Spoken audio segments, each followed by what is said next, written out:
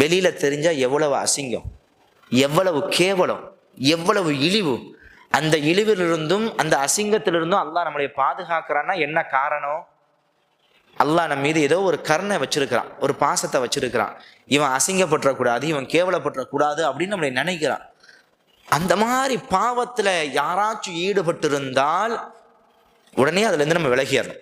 யாருக்கும் தெரியலையே, யாரும் நம்மளை தடுக்க முடியாதே அப்படின்னு நீங்க நினைக்காதீங்க. என் ரப்பு பார்க்கிறான் அப்படின்ற அந்த எண்ணத்துல அந்த தவறு செய்யக்கூடியவர்களோ அல்லது அந்த தவறு செய்வதற்குண்டான அந்த சூழல்ல இருப்பவர்களோ அல்லாஹ்விற்கு பயந்து அதிலிருந்து விலகிவிட்டால் அது மிகப்பெரிய ஒரு காரியம்.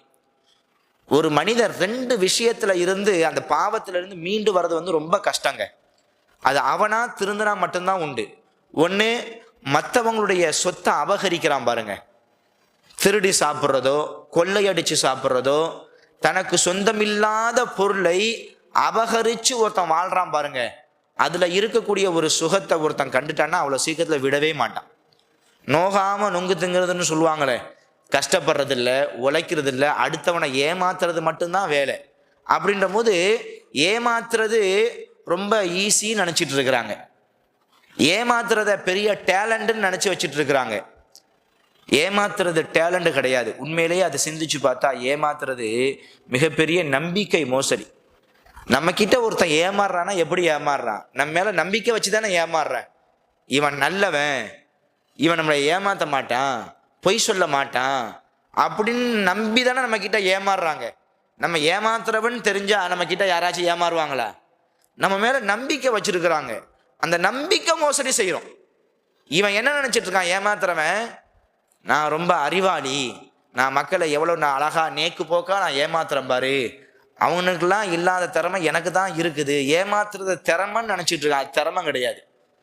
தன் மீது உண்டான அந்த நம்பிக்கையை உடைக்கிறது, தன் மீது நம்பிக்கை வச்சிருக்கிறாங்களா அந்த நம்பிக்கையை சிதறடிக்கிறது.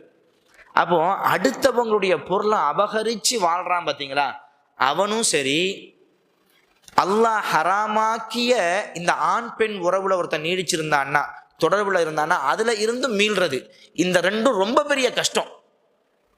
இந்த ரெண்டுல இருந்தும் ஒரு மனிதன் மீளணும் அப்படின்னா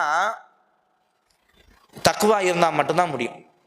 வேற யார் என்ன சொன்னாலும் அவ்வளவு சீக்கிரத்தை திருந்த மாட்டாங்க. எவ்வளவு பயான் கேட்டாலும் சரி, எவ்வளவுதான் உபதேசம் செஞ்சாலும் அவனுக்குள்ள அந்த எண்ணம் வரணும், ஐயோ நம்ம மற்றவங்களை ஏமாத்துறமே, இது பெரிய தப்பாச்சே, மற்ற அல்லாஹ் தடுத்த அந்த உறவோடு நம்ம அந்த உறவு வச்சிருக்கிறோமே, இது தப்பாச்சு அப்படின்னு அவனா நினைச்சா மட்டும்தான் அந்த பாவத்துல இருந்து